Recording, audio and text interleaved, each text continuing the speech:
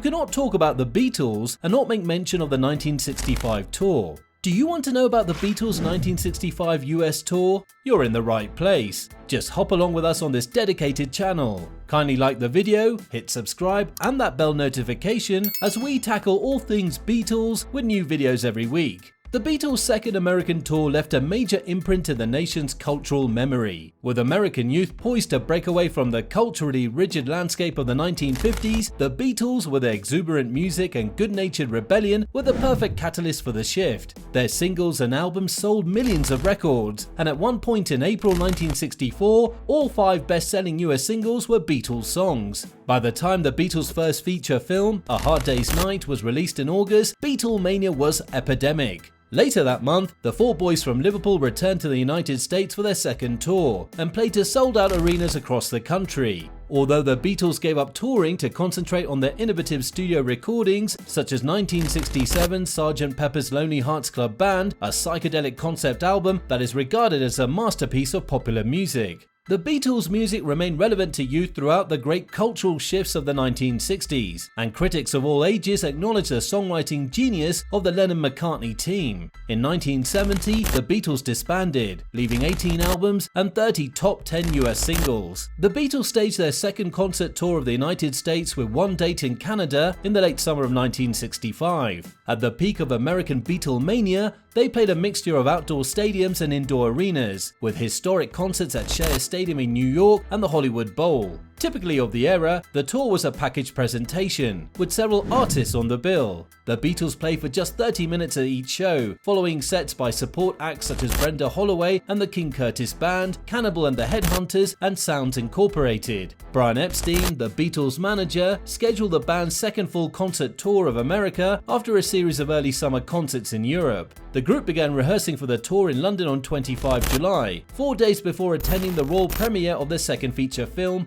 Help.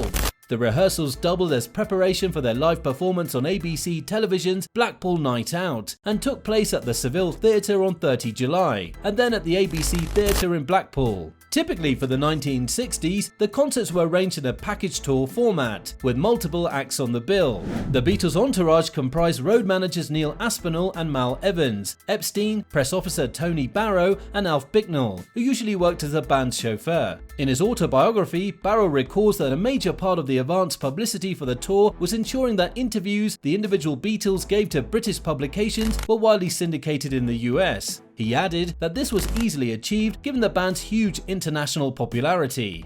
The Shea Stadium concept. At Shea Stadium in the New York borough of Queens on 15 August was record-breaking and one of the most famous concert events of its era. It set records for attendance and revenue generation. Promoter Sid Bernstein said over 55,000 people saw the Beatles at Shea Stadium. We took $304,000, the greatest gross ever in the history of show business. It remained the highest concert attendance in the United States until 1973, when Led Zeppelin played to an audience of 56,000 in Tampa, Florida. This demonstrated that outdoor concerts on a large scale could be successful and profitable. The Beatles received $160,000 for their performance, which equated to $100 for each second they were on stage. For this concert, the Young Rascals, a New York band championed by Bernstein, were added to the bill. The Beatles were transported to the Rooftop Port Authority heliport at the World's Fair by a New York Airways Boeing Vertol 107-2 helicopter, then took a Wells Fargo armored truck to Shea Stadium. 2,000 security personnel were at the venue to handle crowd control. The crowd was confined to the spectator areas of the stadium, with nobody other than the band members, their entourage and security personnel allowed on the field. As a result of this, the audience was a long distance away from the band while they played on a small stage in the middle of the field.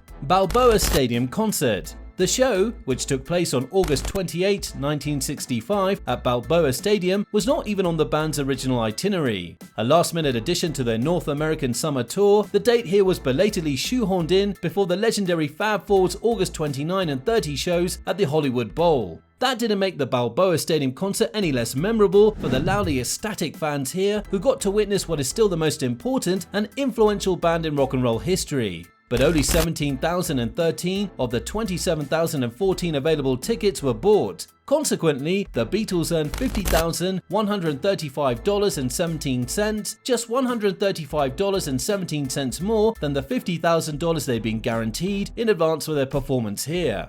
Respite in Los Angeles. After the relentless schedule the Beatles had endured on their 1964 US tour, Epstein arranged for the band to have a 6-day break in Los Angeles during the 1965 tour. For this purpose, Epstein rented them a secluded house at 2850 Benedict Canyon Drive off Mulholland Drive in Beverly Crest. The Beatles arrived there in the early hours of 23 August, following their second show at the Memorial Coliseum in Portland, Oregon. The large Spanish-style house was hidden within the side of a mountain. The band members typically woke up at 2 p.m. each day and spent much of their time relaxing by the swimming pool and enjoying a panoramic view of Benedict Canyon. Soon, their address became widely known, and the area was besieged by fans who blocked roads and tried to scale the steep canyon, while others rented helicopters to spy from overhead. The local police department had detailed 12 officers to protect the band during their stay, and this squad was supplemented by security personnel from the company Burns Agency. The Beatles found it impossible to leave and instead invited guests, including actor Eleanor Bron, their co-star in Help, and folk singer Joan Baez. On 24 August, they played host to Roger McGuinn and David Crosby of the Byrds and actor Peter Fonda. On 27 August, the Beatles met their musical hero Elvis Presley at his house on Perugia Way in Bel Air.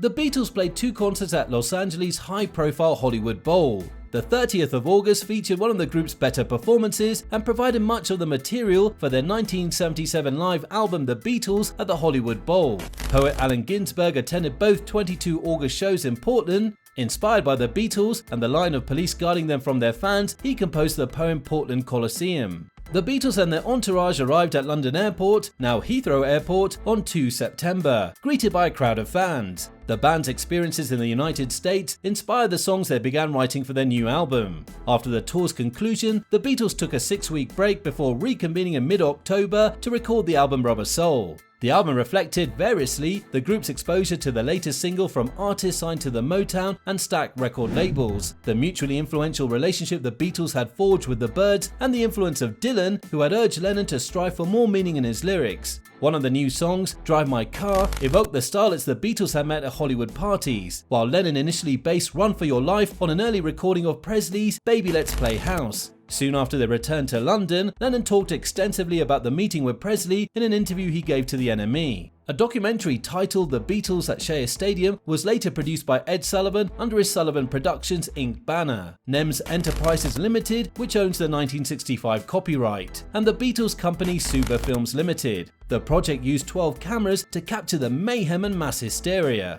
After the Beatles had carried out overdubs in a London studio to cover audio problems throughout the concert recording, the documentary aired on British television in March 1966. It was broadcast in the United States in 1967 on the ABC television network, and subsequently became widely available as a bootleg release. In May 2007, a recording surfaced of the entire Shea Stadium show sourced from the actual inline stadium public address system. It offers a minute-by-minute document of the concert, including all the opening sets, and is unaltered by overdubs and other editing. After the 1965 concert, and during the subsequent decade, all 4 Beatles pursued solo careers, with varying success. Lennon, the most outspoken and controversial Beatle, was shot to death by a deranged fan outside his New York apartment building in 1980. Queen Elizabeth II knighted McCartney in 1997 for his contribution to British culture. In November 2001, George Harrison succumbed to cancer. Ringo Starr was knighted for his music services in 2018.